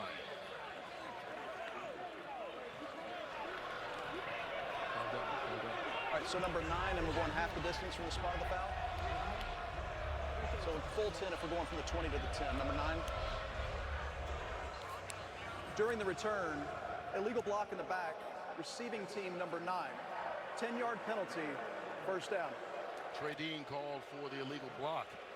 Until the back Luis Perez and this offense up. And right now, they've got this lead. Obviously, you want to add to it. But you start to think about, when does the clock become a factor, or is it too early here at the start of the fourth quarter? I think it's probably too early, but on that last series, what we did see is that this St. Louis offensive line was starting to lean on this Louisville defensive line, and they were able to run the football well. Now, backed up inside of your own 20, you're trying to get yourself a first down, maybe 2, and reestablish field position. Hut. Block him, block him, block him. They blocked some of them. Perez has a man on the sideline and can't connect with Stephen McBride, who was all alone. This is such a good route by Stephen McBride, and he's got him. He's absolutely got him. You're going to see a little bit of pressure in the pocket, and Perez kind of jumps at this throw and never gets his feet set underneath him. And Brock, that's why it took off. Yep. Yeah, you could almost hear him. I mean, the mic said it, block him, block him, block him. And you could hear that speed him up. And yes, that forward momentum, unfortunately, that was 6, Joe, if he hits him in stride. An easy 6. Viper! Ready to go! They hand it off. James fighting back to the line of scrimmage and nothing more. I'll tell you, LaRon Stokes has been pretty good in there, in the interior defensive lineman for this Louisville team. And what a big down this is for Louisville right here. An opportunity to get off the field, but not only that, guys, but reestablish field position. You know, if they can force them into a minimal gain here, they're going to get the ball right around the 50-yard line, maybe the -45. So a real opportunity for this defense to set up their offense with a shorter field. Ready to go. Hut. Blitz coming on third down. Perez mistimes it once again with Bostic, and it will be a 3-and-out for the Battlehawks. Brock, I think he had Bostic as well. I know that there was some pretty good coverage, but watch this outside throw. He just leads him too far to the outside. Bostic, the tight end, is in the slot, and if this is thrown right at the back of his helmet, that's going to be a catch and a first down, but just too much air on the outside. Yeah, and you got to know if you're throwing to a tight end, they're not going to adjust to that back shoulder the way a receiver will. Perez has been off a couple of times tonight to open receivers. Here's Lucky Jackson. Louisville going to have excellent field position starting on St. Louis's side of the field, but there is a penalty marker, so let's see how this plays out.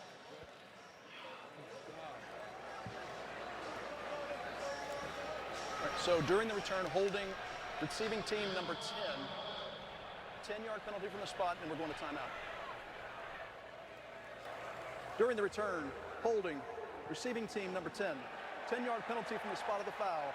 First down, timeout on the field. Caden Prather called 9 for 115 yards since that shaky start when he was 5 of 10. We'll see if that hot streak can continue here on this series. Was that Tarps off here? Spreading to the UFL. There's Ian Wheeler. Big run up the middle. Picks up 11 and a first. Well, that run game is going to be important because, Brock, you know, you've said this during the break to me a couple of times. At some point in this fourth quarter, Chandler Rogers is going to have an opportunity to keep it on the edge. Yeah, you just see it all the time, right? From real good running quarterbacks. Lamar Jackson, probably the best in the league. He just holds and waits until that moment is big enough in the fourth quarter. We're getting pretty close to that time. They hand it off instead. Around the corner is Wheeler down the sideline, wheeling into the end zone. Touchdown, Louisville.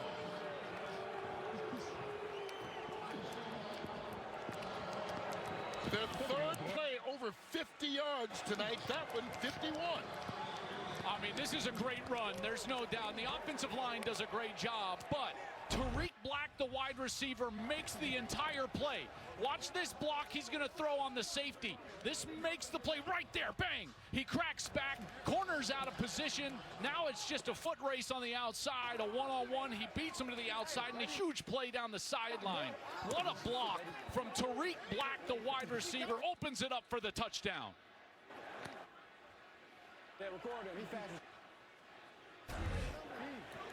There's a challenge flag being thrown by St. Louis. Remember, with the Super Challenge, you challenge anything. 17.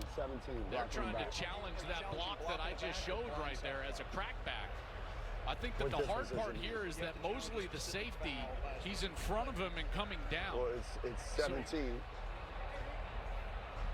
Yeah. Boy, this is going to be a hard call for D. Yeah. This is what they're challenging right here. St. Louis is challenging the ruling on the field that there was no foul for an illegal block in the back. The previous play is under further review. All right, so I'm with you, Adam, here. He's challenging that's a block in the back. The guy comes in, and he's going to make contact from the side. Do we have any other angles here? He's coming across, and I've got shoulder to the shoulder here. I can't get anything from behind. Here's the TV shot. Again, the contact is from the side. I can see the numbers the whole time. There's the shot again. That's from the side. It's not a block in the back. So those are our best looks. They have to further review the ruling on the field if no block in the back stands at him. Got it. Yep. After further review, the ruling on the field stands. St. Louis is charged with its second timeout and has no challenges remaining for the rest of the game. Black's block was still the key. I tell you, man, that is a great job. As a wide receiver, you got to do dirty work sometimes. You know, that's a selfless play. And he gets in there, gets the block, springs Ian Wheeler, who did the rest, down the sideline. And that's a huge fail of a super challenge because now St. Louis only has one timeout. And no more challenges. Perez had a chance to McBride down the sideline. They missed the chance for the big play. That's the difference so far. In fact, their biggest play of the night, 20 yards. But they're still within a score. Get inside 12 minutes of the semifinal game. And so Luis Perez will get another shot at it. Well, you come out here offensively, and Perez has been careful with the football. He's 20 of 32. Yeah, there have been a couple of misses. But Brock, at this point, as a play caller and a quarterback, don't you go back to what's worked? Sal Cannella, McBride, Howard out of the backfield. That's really what's been working for this crew. Yeah, and I think some of that inside zone that should lead to a shot. I would also add 15-yard penalty, 15-yard penalty, and a 30-yard penalty on a block in the back. Those were critical errors as well. Took them out of scoring position each time as James spins his way out across the 40-yard line. Well, there's that inside zone that Brock was talking about. Nondescript play, but it goes for 5. And now all of a sudden you've got second and medium. And Louisville has to make a decision. Do they play with one safety back and try to defend against the run, or do they continue to play with 2 safeties back and try to make sure that they've got someone over the top of Akeem Butler, number 88? There you go. Who has just 2 catches for 18 yards after leading the league in the regular season. Kylan James bounces it outside, gets the first. Into Louisville territory. There it is, good.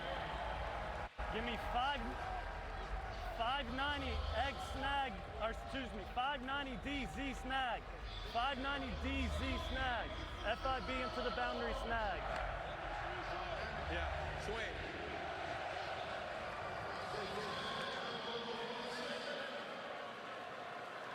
Ready to go. First down from the 46. Perez, nowhere to go, wrapped up and brought down.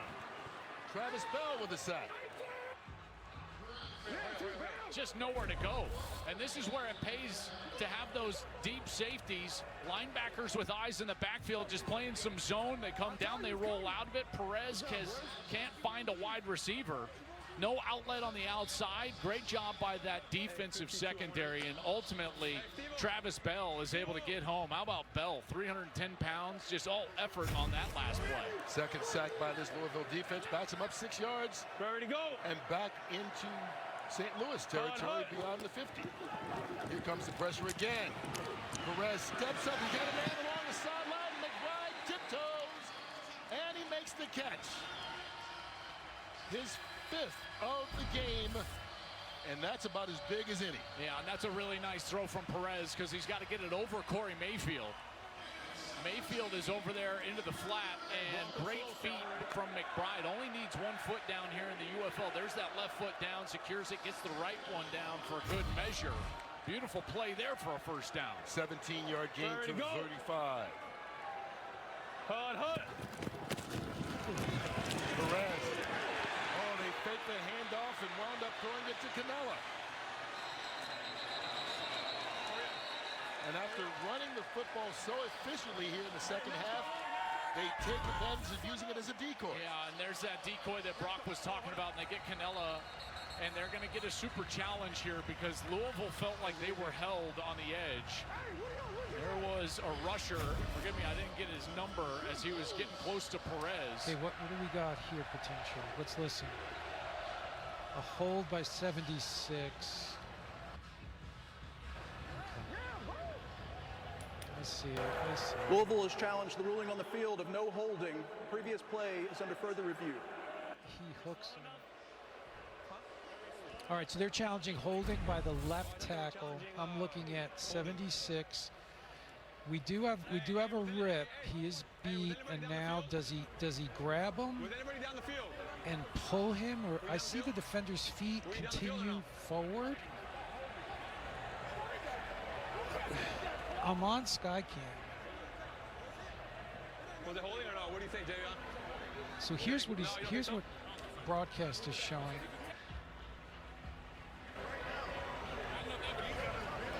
Yeah. Again, I'm looking for a clear material restriction. Not enough, right? This is a good look.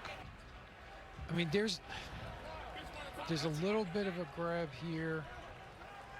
Right at the point of attack, absolutely pulls it. Right as the ball, I mean, Perez still has the ball, and now this is where I have a problem right there.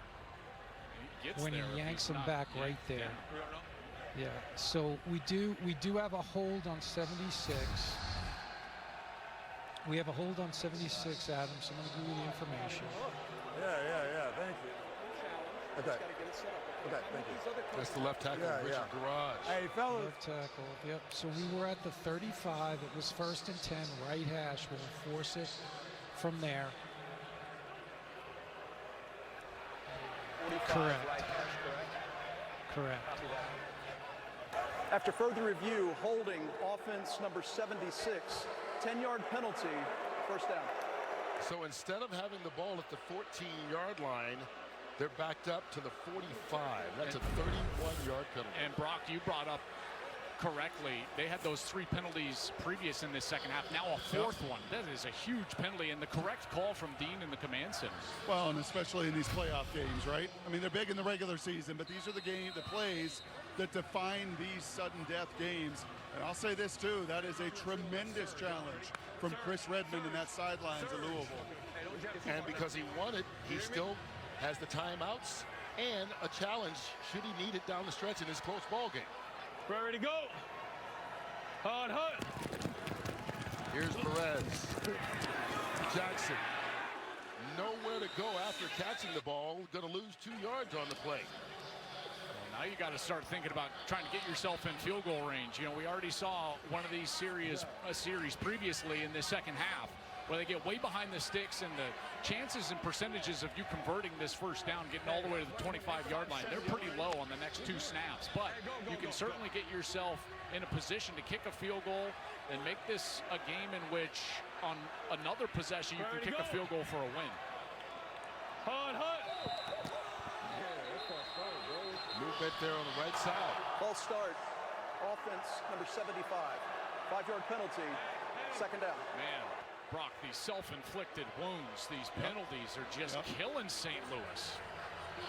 Really hard to, in playoff football, to overcome these kind of penalties. That's right. And so if you're Louisville on defense here, you have to have someone over the top of Akeem Butler, because their only chance to get this yardage back is 88. And you've got a safety over the top. That's Rashad Williams, 25. Dantzler, number 3, is on Butler, and they'll play 2-on-1 here. On 2nd and 27. Howard out of the backfield. 2 yards, maybe. 3rd down. Good tackle in the open field by Eric Garrar. Blue. They're way behind the sticks, and again, you're thinking about field goal range right now. 91 markers, X and Z comeback, F fast check. 91 markers, X and Z comeback, F fast check. They do have to go for this. You know, so they cannot punt on this series. So again, you're trying to think about field goal range. On mid, you probably need to get to about the 40-yard line. You need 11 yards here. At least. Perez steps up. Incomplete. Canelo, the intended receiver. No flag on the play as Jaheim Thomas was all over it. Well, and more importantly, there's no ability to super challenge this. You know, so even if they wanted to, because they already threw that super challenge previous on the Tariq Black block, and now Canelo is working on Jaheim for an Thomas. Injury to a is there a defensive tug? player? Yeah, probably, but no flag on the play and no ability of St. Louis to actually throw that challenge flag out there, and it lands incomplete. And an injured 4th and a mile. Ready to go. Get out. Hut. Perez batted down as he tried to just dump it off. They wanted to get it out to Howard and hope he could run after the catch, but LaRon Stokes said no way. Well, those penalties come back to bite them there. They got backed way up after the beautiful ball to Canella. It would have set them up 1st and 10 at the 14-yard line. They go backwards and now give the ball up without getting any points on that series. Just devastating penalties for this St. Louis team during the course of this second half. And now Louisville with a chance up 5, 6:50 left here in a playoff game, and the ball on their side of the 50. What a chance here offensively to go put up a huge score. St. Louis working with 1 timeout defensively. Well, that will certainly help before they can even get going. James Robinson was wrapped up by Taylor Stallworth. Great effort by Stallworth. He's just going to get right into the interior here, and there's nowhere to go. Clear miscommunication up front by that offensive line. And now Louisville's behind the chains. Loss of 4. You get the sense, at least we've seen all day long, when they're backed up, their backs are against the wall. Corey Chamblin, the defensive coordinator for St. Louis, he gets aggressive, and he starts to send pressure. They bring it. Rogers wisely gets rid of it. Was there someone in the area? Taylor Hawkins coming with the pressure. No flag on the play. It looked like they were trying to maybe set up James Robinson for a bit of a screen right there. He's trying to get out, but he got knocked down to the turf in the middle of the line of scrimmage. So Robinson is trying to sneak through. Watch as he's trying to get right through right here. And they do a great job on the interior as Nomura knocks him down, and there's nowhere to go with the ball. It's 3rd and 14. They did cross the 50, so they'll have to go for it on 4th regardless. Rogers keeps it. Lucky Jackson gets the 1st down. There won't be a 4th unless there's a penalty flag down. If this penalty goes against the offense. Yeah, it's going to, because they had linemen downfield. An eligible player downfield, offense number 71. 5-yard penalty, 3rd down. And Travis Feeney, the Correction, linebacker the for foul St. was Louis, committed is by still number down. 75. Timeout for an injury to a defensive player. So you're going to see on this RPO, you're going to get linemen start to get downfield. There's 75 right there. That's Jalen Thomas. And that's an easy call for the official. He's caught in no man's land. You try to run those run-pass options, and the offensive line is trying to get up to the second level. They think that it could potentially be a run play, and the longer that the quarterback holds it, the more chances he's going to be down the field. And good to see Travis Feeney up. He's played a whale of a game at his defensive end spot, and he was shaken up on that last play. That may have been one of those plays where you get injured by your own man. Looks like another member of the Battlehawks fell in the back of his leg. So he limps over to the sideline. And they'll be without a key defensive player on this big third down. Sounds it or no? They tackled him.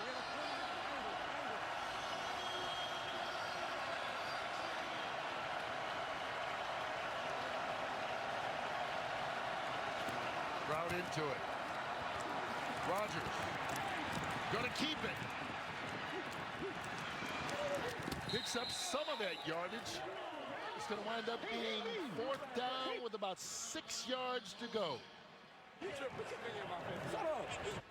Boy, that's a great scramble. Brock, you called it earlier that at one point he's going to take it. Now, that wasn't a run play where he can keep it on the edge, but legs a factor there and sets him up with a much more manageable 4th down. Brock, is this Tanner Brown's range? It's pretty close. It's pretty close. It's pretty close. It would be a 63-yard attempt. He's made 2 from 60, including 1 tonight. I would try to double count here. Yeah, no doubt. Go on a hard count, and they're going to take a timeout. Timeout. Louisville, they're first. 30 seconds. Would you simply discuss doing it, or would you do it? Kick the field goal. Listen, Brock, you and I were down there on the field pregame. He absolutely has the range from this distance.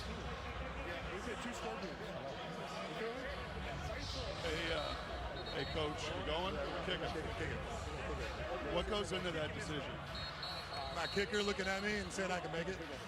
Oh, beautiful, beautiful. What access, man. Yeah, Brock, way to jump in there. And that was coach saying he's going to kick it. Good timeout right there. This is well within his range.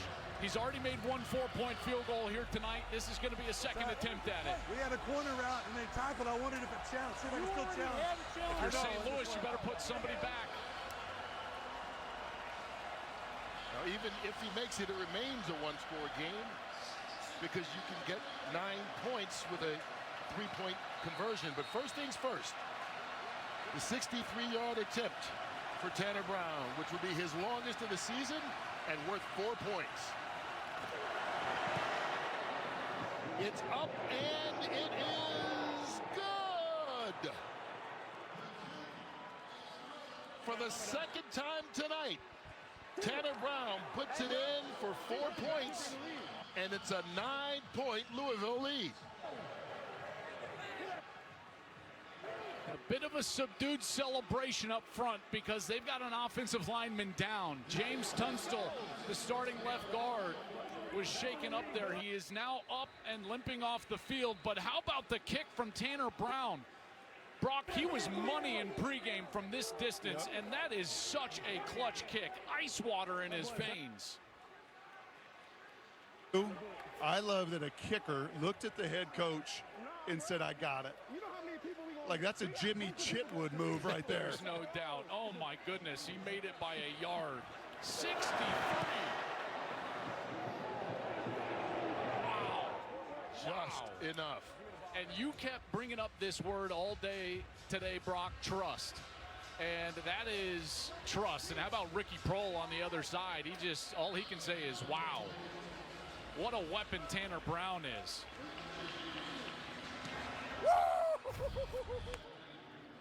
And plenty of celebration going on as Louisville creeps closer to moving on to the championship contest. 4.5 minutes left. They are up by 9. Kurt, you made a great point, though. You know, even with the 4-point field goal, it is still a 9-point game. You've got the opportunity to go for 3 if you're able to get it in the end zone. So this is a 1-possession game here. And 4:35 left.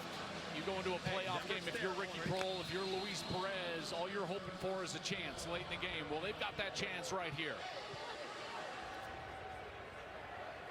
Ready to go.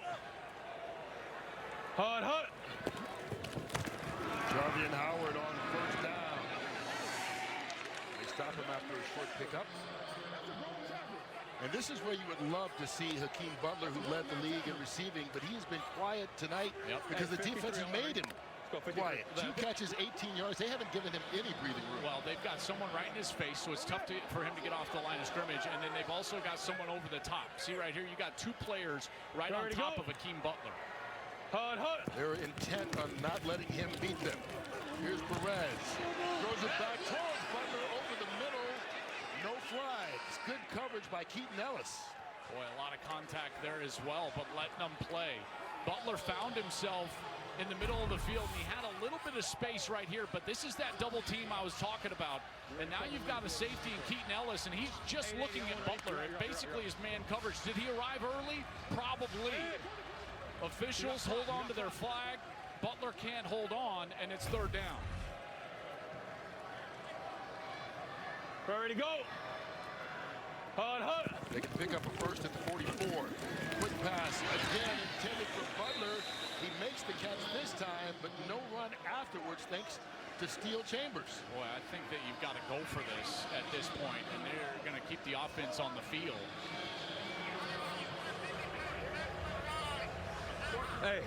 Hey, flip 52, kill Denver. On one, ready?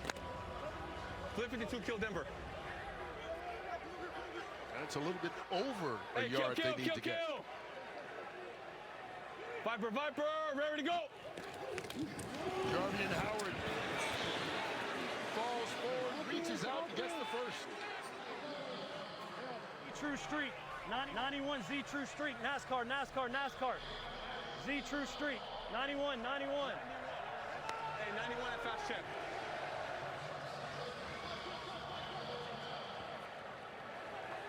They hurry back to the line of scrimmage. Ready to go. Hut.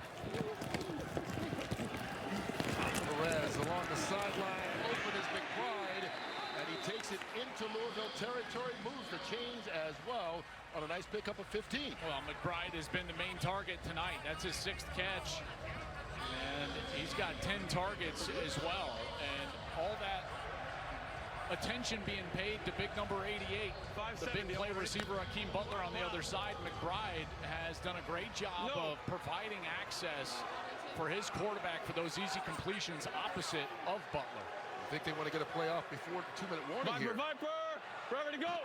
They do, just barely.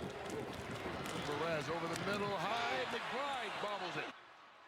He was open. The pass was just a little bit too high for him. Forever. You think that they're trying to get a snap off before the 2-minute warning, but they took forever. Perez taking too much time, and so they ended up snapping the football, but it was just under 2 minutes. Now, the officials let them play, but in review, and correctly so, in the command center, Dean, he voided that play. So here's what we got now. We still have 1st and 10 at 2 minutes. So they replayed that. They said they did not get the snap off. So we're going back to the 2-minute warning. No snap, 1st and 10, right hash. So 2 minutes on the clock. Ball's at the 40 still, but first down. Ready to go. They missed an opportunity to get a playoff before the warning. Here's Perez in trouble, sacked again. Cam Gill, his first sack of the ball game, and it comes at an opportune time. I tell you, you can just feel the effort, Brock, from Cam Gill on these pass rushes. He is just getting after it. Money time. 90. Viper, ready to go.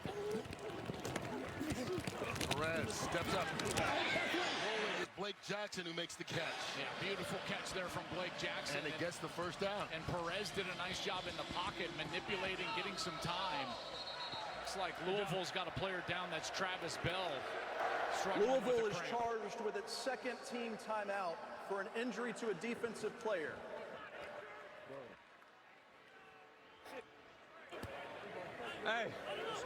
Hey, listen, they're jumping the cadence very good. Let me get a dummy call. Yeah, you can do it here. Huddle up. We're going to chip the end too. Everyone here, we're going to be blue. Take care of the football here. Yeah. Okay, dummy one. Why shift the strong right? 71, Pirate Z Poco. Dummy, watch the ball. Hey, blue. Hey, you got to come back. Yeah. Hey, Eyes. They're going to try and get some 3 yards here? Yeah, they're going to try to go dummy cadence, Brock. That's probably a really good idea from their quarterback, Luis Perez, and then a Z Poco. That's post corner. So be aware, not just even the free 5 yards. Maybe be aware here to keep that play alive. Right, the old up, then you got a great shot to take an explosive over the top. Ready to go. Hard hut. They drew him off, but the left tackle jumped up. Well, I think he only Neutral jumped zone infraction. Defense number 44. 5-yard penalty. First down. But the point I'm making is that Brock was saying they could have continued to play and maybe gotten a big chunk play. That's right. That dropped the play dead as soon as the left tackle moved. The operation there is that you want the center to just snap the football right away. When someone jumps into the neutral zone, snap, and then you run the play in particular take the shot. Same play though, Z Poco, that's top of your screen. McBride's got a post corner. Hard hut. So after the free 5, here's Perez. Holds on to it too long. This time it's Lonnie Phelps with the sack. Well, they're going to have to hurry now. This pass rush getting after it. They'll get back onside, and they're going to have to get McBride lined up on the opposite side as well. Viper. Ready to go. Fast check. Perez dumps it off. Howard spinning his way down inside the 20. Good second effort by Jarvian Howard to move the chains. It'll be first down from the 15. Boy, he just continues to run hard and through those arm tackles on those checkdowns. Now Louisville is going to try to substitute, but St. Louis didn't sub, so they're going to have to run on quickly. Viper. They jumped again. Oh, he jumped. In a neutral zone infraction. Defense number 46. 5-yard penalty. First down. Man, they're just doing a great job with the cadence here. We heard it in that last time out in that huddle, and you can tell. There he goes. He jumps offside again. Cam Gill trying to get into the backfield, get to the quarterback. That pass rush has been very good for Louisville here in the second half. But now you get into the red zone, Brock, and this is where, even with the double, I don't know if you can double Akeem Butler, because now you can go back shoulder to 88 if you want to here at the bottom of your screen. And remember, Luis extending the play with his legs on the last touchdown pass. Got to be creative sometimes. Hard hut. Creating space. And he falls incomplete right in front of McBride. Stops the clock with 47 seconds left on second down. Have a timeout. We're good. Go trips right 60 Aggie, X and Z 9. Will and Dill. 60 Aggie. Will and Dill what you see. 60. They substituted a tackle. They got a new left tackle, guys. Bradley Ashmore runs on the field late. Cole, number 70, he's going to be blocking a guy with 11 sacks on the year. Ready to go. Perez, that was brought at the line of scrimmage. 3rd and 5. All right, here we go. Trips right, Detroit dog. We don't get this called a timeout. I'm calling a draw right here. Check out of it if it's any pressure. Trips right, Detroit dog. St. Louis needing a touchdown and a 3-point conversion to tie it. I like this call. Yeah, I do too. He's going to have wide linebackers, so he's counting on this to get a draw. Draw play. Howard hit the backfield, keeps going. Flag down on the play as he gets inside the 5. Boy, is this going to be another St. Louis penalty, Brock? 10 yards, 3rd down. Holding. Offense, number 62. 10-yard penalty, 3rd down. 8th play of the game. This time Abdul Beecham called for it. Man, these guys on the defensive line, they're just playing with such effort, and all you can do at some point is hold. There's the hold from Beecham in the backfield. Smash. Hey, Blake. And even though Howard was able to run through that arm tackle, these fans are thinking, not again. Remember, the last 2 years, St. Louis has lost in the semifinal in this building, and here down 9, 37 seconds. Hut. On 3rd. Perez into the end zone. It was broken up. And they called it an interception. Steel Chambers did hold on to the football. And Louisville Shuts the door with 32 seconds left.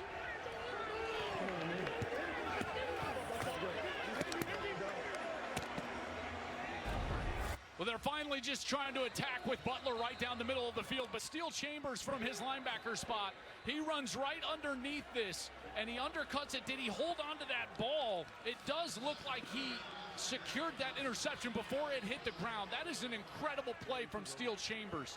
To be underneath of that route, and then does he keep that off the turf? It looks like he does in that left hand. Just incredible, and Louisville is going to be able to take a knee, one timeout for St. Louis, and they're going to the United Bowl. In their first year of existence, the Louisville Kings will play for a championship. They will go into D.C. next week to take on the D.C. Defenders on Saturday. That game will be on ABC. The winner of the United Bowl will be crowned champions of the UFL. Hey, tell your boy, man.